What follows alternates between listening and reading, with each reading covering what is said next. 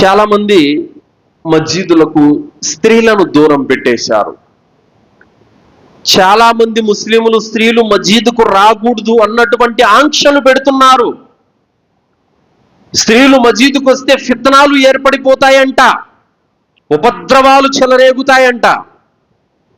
మరి వారు పెళ్ళిళ్ళకి వెళ్ళిపోయి అక్కడ గైరు పరదాతో వాళ్ళు తిరుగుతున్నా కూడా వీళ్ళకి ఎలాంటి ఫిత్నా ఏర్పడదు.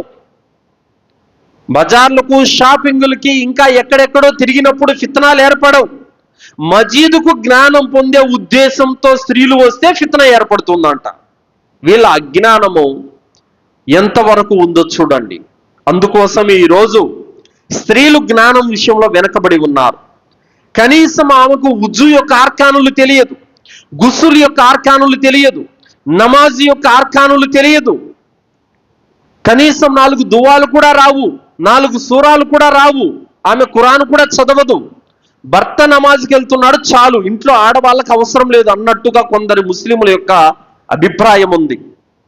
ప్రవక్త ముహమ్మద్ సల్లల్లాహు అలైహి వసల్లం వారు అన్నారు, స్త్రీలు గనక మజీదుకు వెళతామంటే మీరు వారిని ఆపకండి, వెళ్ళడానికి అనుమతి ఇవ్వండి అని అన్నారు. కావున మజీదుకు వస్తే ఉలమాలు చెప్పే బయాన్లు వింటారు, జ్ఞానం నేర్చుకుంటారు. మజీదుకు వస్తే అల్హమ్దులిల్లా వాళ్ళ మనస్సు ప్రశాంతంగా ఉంటుంది. ఖురాన్ చదువుతారు, దువాలు చదువుకుంటారు, జిక్ర్ చేసుకుంటారు. మజీదులోకి ఉన్నంతసేపు ఎంతో పవిత్రంగా వాళ్ళ మనసు ఉంటుంది అల్హమ్దులిల్లా. కావున మజీదుకు వస్తే వాళ్ళ ఈమాన్ పెరుగుతుంది, జ్ఞానం పెరుగుతుంది అల్హమ్దులిల్లా.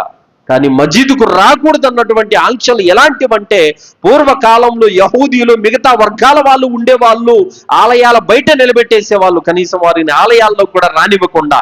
అలాంటి ఆంక్షలు ఈరోజు ముస్లింలు కొందరు పెడుతున్నారు. స్త్రీలు మజీదుకు రాకూడదు.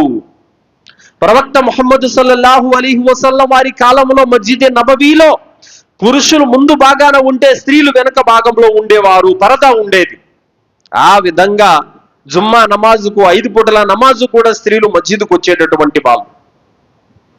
కావున స్త్రీలు ఈ రోజు మస్జిద్కు రాని కారణంగా కుటుంబంలో ధర్మ జ్ఞానం అనేది కొరబడి ఉంది. స్త్రీ సరిగా లేకపోతే తన పిల్లల్ని ధర్మ జ్ఞానం మీద నడిపించుకోలేదు, తన ఇల్లు ఇస్లాం వాతావరణంలో నడవలేదు. స్త్రీకి జ్ఞానం అనేది అవసరం. జ్ఞానం రావాలంటే ఆమె మస్జిద్కు రావాలి. మస్జిదులో స్త్రీలకు సదుపాయాలు కల్పించాలి. అరబ్బుల్లో అయితే ప్రతి మస్జిదులో కూడా స్త్రీలకు సపరేట్గా ఒక రూమ్ అంటూ కేటాయించి ఉంటారు. సోదరులారా, మస్జిదే అల్ హరాం మీరు చూడట్లేదా? స్త్రీలు కూడా నమాజ్ చదువుకుంటారు. మస్జిదే నబవి మీరు చూడట్లేదా? స్త్రీలు కూడా నమాజ్ చదువుకుంటూ ఉంటారు. మస్జిదే అల్ అక్సా మీరు చూడట్లేదా? అక్కడ కూడా స్త్రీలు నమాజ్ చదువుతూ ఉంటారు. ప్రపంచంలోని అతి పెద్ద మస్జిదులైనటువంటి 3 మస్జిదుల్లో స్త్రీలు నమాజ్ చదువుకుంటూ ఉంటారు. మరి ఇక్కడేమైంది? కావున అల్హమ్దులిల్లా అహ్లే హదీస్ అన్నటువంటి వర్గం మస్జిదులు ఎన్నైతే ఉన్నాయో ఆ మస్జిదులన్నింటిలో స్త్రీలకు ఏర్పాట్లు ఉంటాయి. మిగతా చాలా మంది ఏదైతే జమాతులు ఉన్నాయి వాటిల్లో స్త్రీలకు సదుపాయం కల్పించరు. అందుకోసమే ఆయా వర్గాలలో స్త్రీలు జ్ఞానంలో వెనకబడి ఉంటారు. సోదరులారా,